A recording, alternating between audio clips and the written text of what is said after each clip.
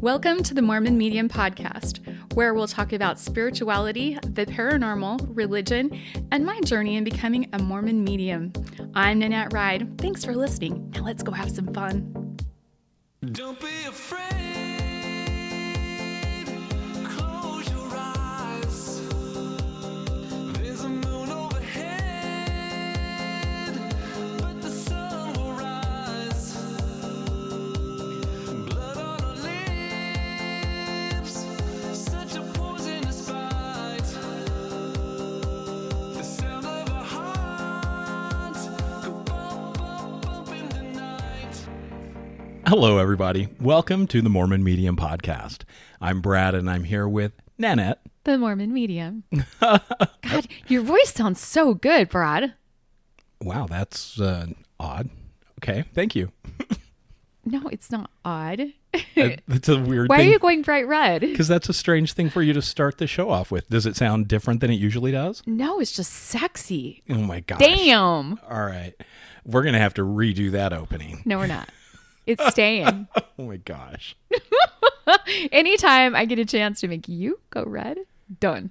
Wow. Okay. Well, thank you. Now I know what your life's mission is. I didn't realize it before, but now I understand much better. That makes things much more clear. Hey, my life's mission is to make you happy and make you smile and blush. That's Thank okay. you. All right. I can go with that. It's kind of hard to make me blush, though. It is so hard. That's why when you just went red, I was like, done. It's staying.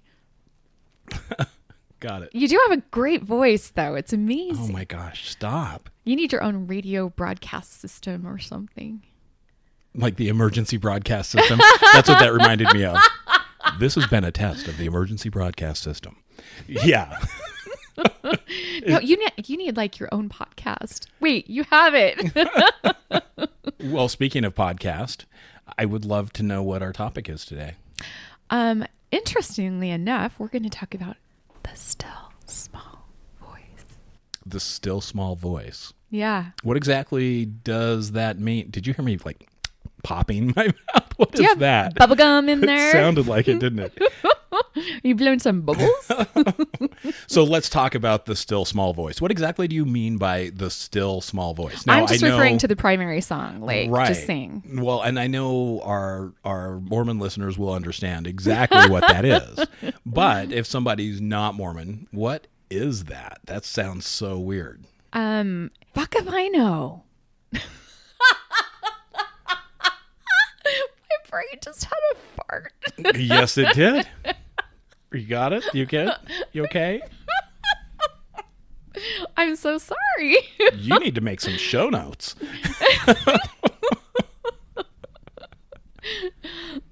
No, the still small voice, in the Mormon church, they teach you, it's like a little whisper. It's when your conscience or your intuition, they don't say intuition, but whispers to you to do something or not do something, right? Or something's good or bad or whatever. You mean the Holy Ghost? That's what they teach. That's what they teach, is it's the Holy Ghost, right? Do you think the ghost has Like- actual holes in it? Different type of holes. Got it. Yeah. Like holy. Like holy guacamole. Holy guacamole. Holy Ooh, guacamole. that sounds really good. Yeah, no, the Holy Ghost is the still small voice, right? So, like, when you look at Pinocchio, he's got Jiminy Cricket. And when you look at a Mormon, they have the Holy Ghost. The Holy Ghost. And the Holy Ghost is considered the comforter. Why is it considered the comforter, though? Because it tells you everything's going to be all right. Don't Every worry. little thing Got a gonna be thing. all right. No, I mean, I don't know why they call it the comforter. You tell me. I'm not really sure because I guess you feel comforted when you're upset. I'm not really sure. That's not something that I felt. So how do you translate the still small voice into a normal person's life that isn't Mormon? Well, I think it's just like what you just said. It's intuition. It's that knowing that, hey, this is going to be dangerous if I do it. That don't do stupid shit philosophy, right? Right. But I think there's more to it. I think we've all had that moment in life where we go, oh, I need to call so-and-so, or do you know what? I should really do this. And a lot of times we go, yeah, I don't really want to do that right now. And so you don't. And then later you recognize a consequence of not listening to that Not listening to that voice. intuition. Yeah. In fact, I've got a really personal story about that. Really? Yes, I do. And this is one you've heard. So bear with me. Okay. I had a very good friend all growing up. We met each other before kindergarten started. They were building a house in our neighborhood, and he and his big brother were playing in the dirt for the foundation that they were digging. And I went over and started talking to them, and like little kids do, right? Mm-hmm. And we created a fast friendship. And he was my best friend all through junior high. And, we kind of ended up losing track of each other a little bit after high school. We'd talk occasionally or see each other, but I moved to Cedar City. He still lived up north. And when I moved back into the area, I kept getting this really nagging feeling as I'd come home from work. Oh, I need to stop in and see him. I need to stop in and see Ryan. And I would just kind of, I can't tonight because I've got the kids' homework that I've got to help with, or I'll just do it tomorrow after work because I'm so tired tonight, or, I've got something else happening that I wanted to do, or there was always something that I just kind of would push it off. Right. And he had a lot of health issues, and he actually ended up passing away before I got to stop in and visit him. And it was tragic and heartbreaking. He was young. But ever since then, I haven't let that feeling pass without taking action. What a gift for your best friend to give to you, though. It was, but man, I wish that I had have just taken that few minutes to stop in and go, how you doing? I miss you. Right. But it may or may not have made a difference. But he gave you the gift of listening to the Spirit, listening to those pings that you get when something's off or someone's off or you need to do something. I mean, that's a huge gift. And you do not miss out. There have been times where we're driving along and then all of a sudden you get a ping and it's like, I need to call so-and-so right now. And you will pull over to the side of the road and do it now. It's amazing because you listen, you don't mess around. That's a gift he gave you. Maybe at the cost of his life, but maybe that's the contract you guys had before. Oh, maybe. I hope others were able to learn a lesson like that as well. I hope that, more of us will listen when you get that prompting. It's so important to listen. It's hard though sometimes, right? Because you've got all the noise of life that really just gets in the way and says, hey, you've got bills, you've got stress, you've got, kids have to go here, kids have to go there, you've got laundry to do, you've got this or that. And it can be so distracting, right?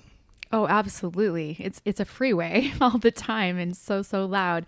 But I think in my old age, I've learned, and I'm sure you've learned this too, that when you start to become the Spirit having a human experience, you start to depend on those pings, those interactions with the other side guiding you through things, or you wanting to create something and you letting the other side know, hey, this is what I want.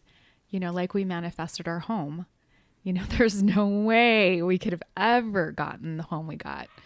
But the universe brought it to us because it was proper timing. It's what we needed to grow forward, and we're here for a reason.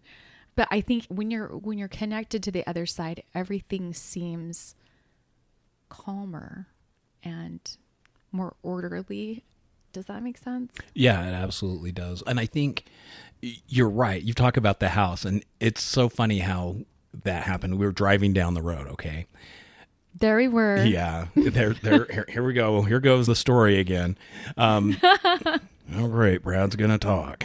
No, I love when you talk, especially with that sexy voice. Oh, my gosh. I'm just going to stop.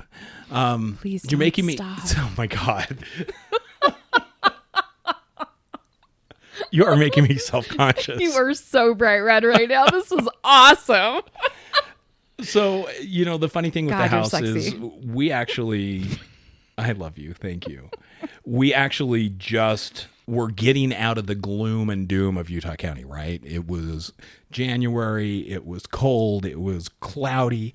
It was that time of year. Dark, and it was coming up to the angelversary of when Corey was killed. Yep. And so it was one of those situations where we're like, we got to get Nan out of here and get her mind somewhere else. Yeah, I tend to go a little gloomy, especially when there's no sunshine, and kind of stay in bed a lot, and I'm quiet. And yeah, that's how I was before. Yeah, absolutely. And so we decided let's run down to St. George for a little bit. And as a distraction, we talked to my friend who's a builder, and he showed us the homes he's building and some of the lots he's got and areas around town, and just introduced us to all the different neighborhoods, basically. Okay, but sweet baby Cheez-Its, his homes. Oh. Drop dead gorgeous in the parade of homes. He wins many times in a row. Like, holy moly, they're gorgeous. Yeah, remarkable home builder. So if anybody needs a good reference, we've got one for you. He's amazing. But he showed us around, and it was really cool. It was a great distraction, right? But from that distraction, we're like, you know what? It would be nice to live down here. We could live down here. That wouldn't be bad. Well, and my whole energy shifted when you got me down here in the sunshine. It's like sunshine is my magic bullet, you know? It's it's true. It changes me. Yeah. Well, look, it's proven to be healing. You need that vitamin D. You need to have the sunshine to be healthy, to be happy.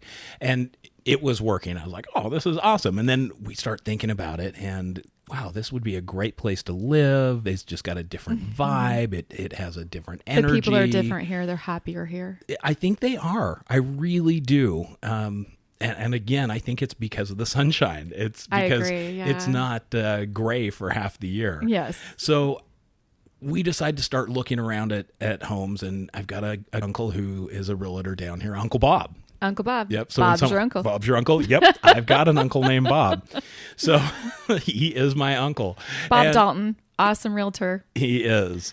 And so we're talking to Bob. I'm like, hey, we're looking at houses down here. I think we're fairly serious, but what do you have on the market? Can you send us some listings? Here are our criteria.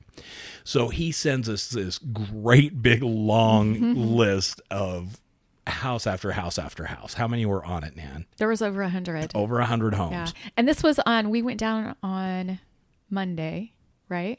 We were heading home on Tuesday, and that's when Uncle Bob had gotten us all of these listings. So on Tuesday night, we're laying in bed going through all of these homes, and we whittle it down to 25 homes. And guess what we do the next day? We drive back to St. George the next day on Wednesday. Yep. And so we had our little list of homes. We're staying in a little hotel here, and we're like, all right, let's go drive past these. And so we started doing drive-bys. And that sounds bad, doesn't it? We started doing drive-bys. Literally. So, like, Brad has this rule. Like, if the neighbors don't wave, we keep going. So there are a couple of occasions where we waved at people and nobody waved back, and we wouldn't even go look at the house. We never even went to the house. Yeah, we'd just drive right through the neighborhood and keep going and go, well, it was nice enough, but I don't want to live here. No. People aren't friendly here. Or like the Stepford Wives neighborhood where everybody had the same stroller, the same haircut, the same children. We were like, oh, this is creepy. Nope. It was so weird, wasn't it? So weird. Like, okay, there were literally these three ladies walking down the road. They're doing their morning walk. Kylie would call it the hot mom walk. Hot mom walk, yeah.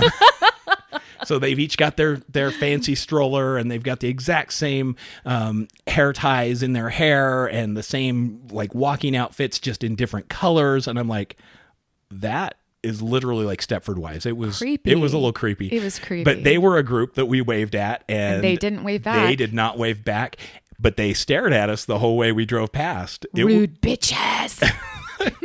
They were probably mean girls in school. Right?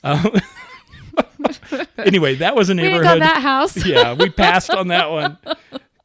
And that's kind of how it went. Yep. So we drove around, we whittled it down to 8 homes, and so we were like, okay. So this is like Thursday morning, and we have 8 homes. Uncle Bob's going to take us to the 8 homes. Yep, to the homes we have going. So as we're leaving the hotel in the morning to get breakfast before we start on our day-long journey of house hunting, which we started as just kind of a weird passing time thing, but it was starting to look more and more real. As we're going to breakfast, Nan looks up and goes, "Oh, look at that house. I want that house." And I just laughed at her. I was like, "Nan, He's so rude. that is not going to happen. That house is not in our price range. We're not going to do that." And I kept driving. And as we get closer, she starts getting excited because she can see on the back fence of this house that is looking at, there's a giant for sale sign. Okay, but pause. Go back. You remember I said, wouldn't it be so funny if that house was for sale, though? Yeah. And then we get closer and there's a for sale sign on the back Yep. fence. And I just blew her off. I'm like, wow, that was crazy. She's like, "Oh, we've got to look at that one." I'm like, mm-hmm. Dude, I can feel it in my bones. It was mine. And so, we just did whatever. We went to breakfast and then we went and looked at a couple of homes, right? We went and looked at all of them, and the whole day I kept saying, I'm holding out for that one house. Yeah. And so, was it the next day? No, it was that afternoon. That afternoon. Yeah, that afternoon. We're driving back to the hotel and she goes, "Weren't you going to turn and go up that road?" And I said, "Well, I thought about it, but I didn't say anything." I literally heard a male's voice that said, I'm going to turn and go up that road and see that house. So I thought you had said that, but apparently you didn't. Yeah, no, I thought, oh, I'd like to go up that road and see what's up there. I didn't even make it click that it was the same area that this house was in. So she's like, "Well, weren't you going to turn there?" And I said, "Well, I thought about it, but I guess I'm going to." And I made a U-turn and we, drove up that road. And I drive up and I turn and it goes down into this cul-de-sac, and sure as shit, there's the house that she was looking at from the road. I'm like, oh my hell. I am like jumping up and down in my seat in the car. I knew it was my house. Yeah. So when Brad drove up to the house, it had a Shekinah on it. And a Shekinah is something that I was taught about when I was taught by the Peruvian shaman. It's a shape that is made out of glass block on the outside of our house. Yeah, and what the Shekinah is, so look, I just pulled it up so that I could read the actual definition here. So the Shekinah is a stepped cross motif used by the Inca and pre-Incan Andean societies. The most commonly used variation of this symbol today is made up of an equal-armed cross indicating the cardinal points of the compass and a superimposed square. Shekinah means bridge and means to cross over in Quechuan. Which is amazing. It's really, really cool. And the circle in the center, they believe is like a time travel thing. So yeah, with the hummingbird, right? The hummingbird that can go from Peru to North America and back through that portal. So it's really, really cool. And so in my face on this house. I was like, yes. Well, and yeah, with the whole shamanic thing, she's looking at it, she's getting excited, and I'm like, Nan, this house has been sold, because there was a van out in front, carpet company, and they were changing the carpet, and you could see the old carpet all torn out, and they had new carpet going in. I'm like, someone's bought this house, they're changing out the carpet, the real estate sign for it was laying down. Yep, was laying down on the ground. I'm like, "I'm sorry, honey," and part of me was like, whew. And all of my feelers fell to my toes. I was so let down because I knew this was my house. Yeah, and she didn't quit though. She goes, "Brad, I feel like you just need to call Uncle Bob." I'm like, "All right, I'll call Uncle Bob and ask him about it." And so I said, "Okay, Bob, this is what's going on. We're looking at this house here, but the sign is on the ground. They've got the carpet coming in." He's like, "Oh, that sounds like someone probably did buy it." He goes, "But I know that realtor, and I'll give her a call." So he calls her up, calls us back in a few minutes and goes, "Well, it's been on the market for a while. 6 months. Yeah, they haven't had any, real interest in it, and they're pulling it off the market to do some remodel work, and then they're going to relist it." Well, my tightwad jumps up and down and goes, "Oh, hey, they're going to remodel it. We can save some money by going, hey, we'll come in and do the remodel work. You can just get out and, not have to worry about it." So we start doing some wheeling and dealing, right? We did. We hit up Bob and go, "Hey, look, let's see if they will let us look at it. And, if we like it, maybe we can make an offer and they won't have to go through the heartache of doing the remodel." And we also let him know that we didn't want to barter back and forth. You know how you have to fill out the paperwork. "Oh, we're offering this much. Oh, I'm counter offering this much." Like, we didn't want to do that. We just wanted to get to a point where it was like either we're going to get the house or we're not going to get the house, and we wanted it now. But we wanted to look at it before we did that. Yeah. So the owners were here at the house, and which is rare because the guy that owned the house and that built the house was actually a retired ER doctor. And what he had done is he didn't want to live here anymore. And so he would fly his plane to Missouri, and he had 150 acres he was farming. And he's really into like moon stuff and solstice stuff, sun and moon things. And he wanted to live somewhere where there was no light pollution at all. And so that's where he would go. So he really, truly wanted out. And his wife was just finishing up cancer therapy treatments. And she had just finished with her chemo and was just getting to the end of that. And so they were really ready to leave. Yep. They just wanted out. Well, and the crazy thing is, if you think about it, when he built this house, nothing in Washington was out there. Yeah. So that whole side was blank and fields, and St. George was still small. And so it had changed so much since he built the home. I can understand why he was like, you know what? It's not the same. Not the same. It's not what I built. Yeah. It wasn't what my dream is.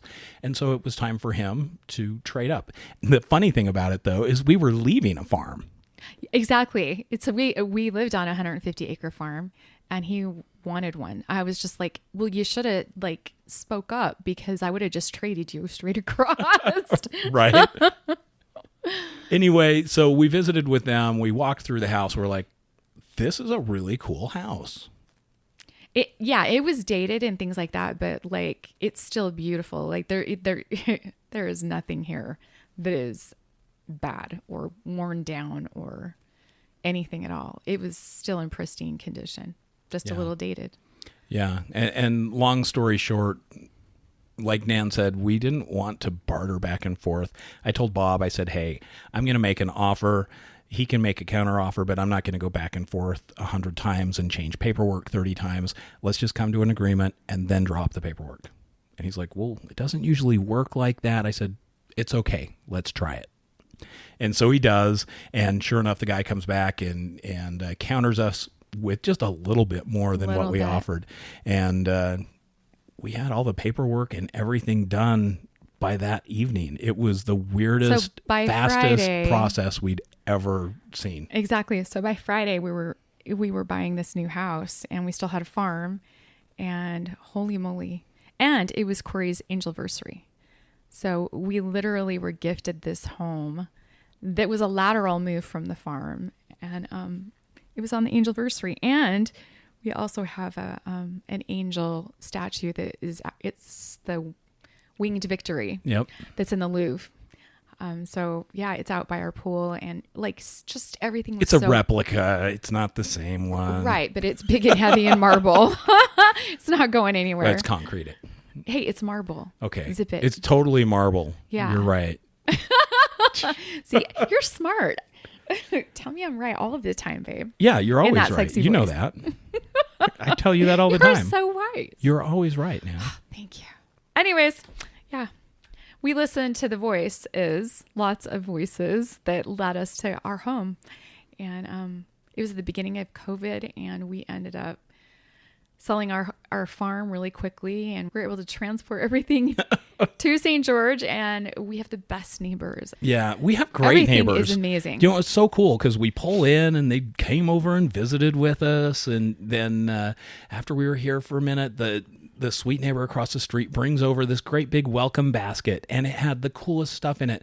Like, she had gone out of her way to write down, hey, here's the vet we use, because she saw that we had a dog. Yeah. She said, here's the dentist, here's the doctors we like, here are where the grocery store is that we like. It was the coolest thing, and just a welcome to the neighborhood. And Oh no, it was welcome to the hood. yeah, welcome to the hood. I loved it. I loved it. Yeah, it was awesome. And, you know. And then she had goodies in there, because when you move into a new house, you don't have food or you don't have anything. So we had champagne and some wine glasses and some goodies in there. So our first night here was pretty freaking cool. Yeah, it was awesome. So Lance and Renee are great neighbors, and They're they great really friends. made us feel welcome into the Yeah. neighborhood when we moved in. So everything has just worked out to be the way it's supposed to. Right. We definitely belong here. We love our home. We love our neighbors. We love our friends. It's amazing. We should have done this a long time ago. Yeah, we should have listened. So to sum it up, the still small voice, it is your team, your spirit guides, your angels, your ancestors. They're all the people that your ripple of life has touched and has touched yours and back and forth, and everything's stitched together in love and service. And they're the ones that watch out for you. They're the ones that are like, hey, you need to do this, or you should do this, or they wake you up at 3:00 in the morning. Those are angel hours, by the way. It's time to do some spirit work because you're too stubborn all day long. You're going 100 miles an hour. So just ask spirit, what do you want? And then hurry and do it, and they'll let you go back to sleep. Yeah, I don't have to worry about that. They don't bug me like they bug you. I think I've set pretty standard office hours for years. It is your superpower to sleep. Yeah. That's why you're so pretty. Oh, is that why? Yes. I thought I was just blessed with good genes. Yeah, you have really sexy genes. But yeah, sleeping is your superpower. Like nothing wakes you up. That's pretty true. It's probably not very safe, right? Except for once in a while, one of your big snores will wake you up. And you'll be like, oh, that was loud. And then you'll roll over and go back to sleep. Yeah, but the thing about that is it's not usually one of my big snores, it's yours. And you're like, I don't snore. I'm perfect. And that was you, Brad. And I'm like, mm-hmm. Okay, but wait. The first 3 years we were together, I would tell you would snore and you would tell me you have never snored before in your life. And so I have literally hundreds of videos of you snoring. Yes, you do. I had to prove it. You're like, by God, I'm right. And I am going to show you I'm right. Like I said, that's why you're so pretty. Hey, Nan.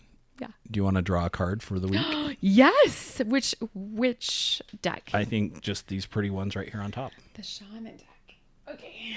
Here Since we go. we talked about a Shekinah, A Shekinah. that seems to be fitting. Wouldn't it be really weird if that's what we drew as the Shekinah? Because I think it's in here. Pretty sure it is. Well, you just shuffle them up and see what card comes down. out. Okay, we need a spirit. We need a card for our listeners and for our podcast for the week. There it is. Okay, our card is the rattle. It's number 43, Brad. So you drew the rattle. Can you explain what that looks like? Yes, it's oval and it has like shells all over the top of it. And hanging down from it is some feathers and some beads. And it has a red handle. We use this to clear negative energy in shamanic work. So you shake it around and the negative energy hates it. In this deck, it's a brand new deck. So Brad's going to read what the essence is, so what the card means. And then because it's upright, there's an invitation, not medicine. So it's the very first message. Yeah. So the essence of the card, the rattle is the spirit caller, carrying in a shaman's prayer to the four directions. The Still small voice. Hello. Right? The body of the rattle is like the earth spinning on its axis with the aid of the rattle. The medicine woman instills the desired destiny in her future, closing with prayer. Great Spirit, may your will be done. The rattle guides us to pray for all of the earth, not just our personal needs. When we offer our prayer for the highest good of all, everything we need is provided for us. I love that. And the invitation is, the rattle comes to invite you to work with the tools of spirit. Be careful, they are very sharp and can hurt you and others if they are not used mindfully. Set your old tools aside and take up the drawing instruments of spirit. You are consciously stepping into a partnership with the divine. This is the time for courageous deeds. Do not let your hesitation get in the way of your expression. That's so perfect for what we talked about today. That actually goes right Right, exactly with it. I don't know why these cards work the way they do, but they always work. I love it. So as you are sharpening your spiritual tools, please remember to say a prayer for the world and you'll get what you want as well. Everyone's blessed. Thank you so much for listening to the Mormon Medium Podcast. We're grateful for each and every one of you, and we'll see you On the other side of the veil. Make